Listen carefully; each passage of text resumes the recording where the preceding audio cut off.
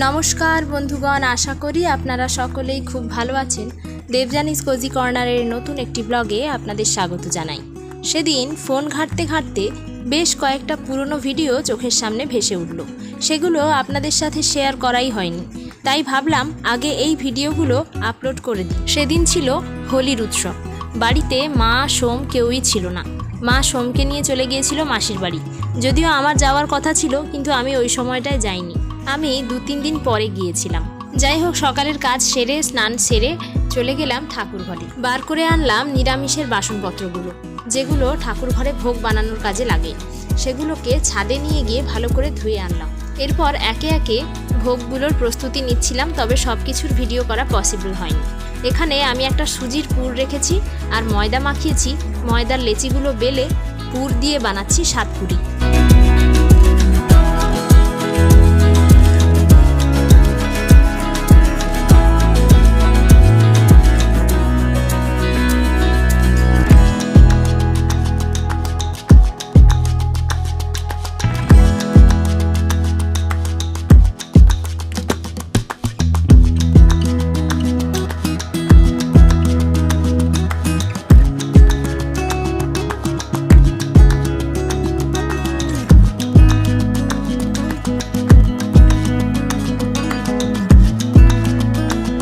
এখানে সমস্ত সাতপুরিগুলো আমি রেডি করে নিয়েছি। এবার এগুলোকে ভেজে নেওয়ার পালা।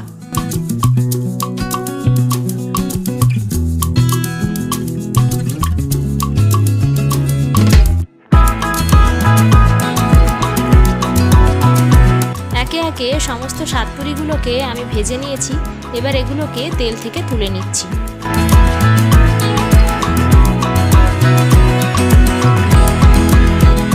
সাতপুরিগুলো ভেজে নেওয়ার পরে মালপোয়া বানানোর জন্য আগে থেকেই আমি ব্যাটার রেডি করে রেখেছিলাম। সেটা দিয়ে এখন মালপোয়াগুলো সেই তেলের মধ্যেই ভেজে নিচ্ছি।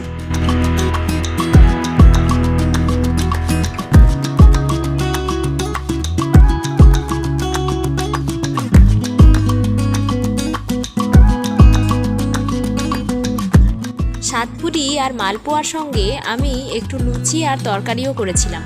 তো এখন পুজো শেষ করে ঠাকুরের কাছে ভোগও দিয়ে দিয়েছি। আর ভোগ লাগানোর পর একটা প্রসাদের থালা সাজিয়ে ছাদেও রেখে এসেছিলাম পাখি আর কাঠবেড়ালির খাওয়ার জন্য।